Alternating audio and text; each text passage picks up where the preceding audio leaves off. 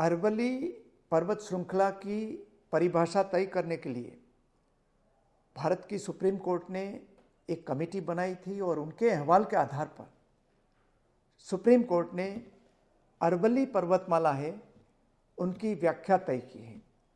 उसके तहत जो पर्वत श्रृंखला जिसकी हाइट 100 मीटर से ज़्यादा है वो अरवली गिरिमाला मानी जाएगी और दो जो पहाड़ियाँ हैं, पहाड़ियाँ के बीच 500 मीटर से ज़्यादा अंतर है तो भी वो अरवली पहाड़ियाँ मानी जाएगी।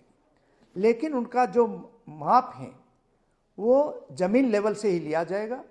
इसकी वजह से जो 4 राज्यों में खास करके गुजरात, राजस्थान, दिल्ली और हरियाणा में ये अरवली गिरिमाला पर्वतीय श्रृंखला आई हुई है, जिसका विस्तार 1,47,000 स्क्वायर किलोमीटर है।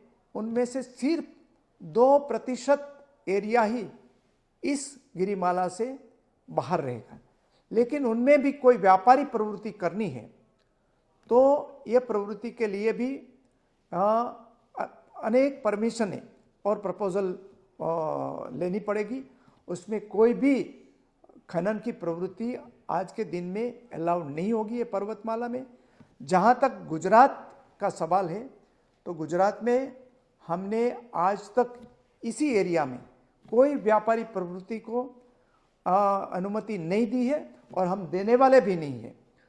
और उल्टा यहाँ प्रधानमंत्री नरेंद्र भाई मोदी की प्रेरणा से हमने ग्रीनिंग ऑफ दी अरवली का कार्यक्रम लॉन्च किया है और उसके तहत हमने 1 लाख हेक्टेयर ज़मीन में ये जो पहाड़ियाँ जिसमें पत्थर ज़्यादा है वहाँ उसको ग्रीन करने का कार्यक्रम का भी हमारा आयोजन है। इसलिए ये जो गिरिमाला में व्यापारी प्रवृत्ति होगी, ये जो प्रचार है वो गलत है और सही मायने में हम उसके सुरक्षा के लिए, ये पर्वतमाला की सुरक्षा के लिए हम प्रतिबद्ध हैं।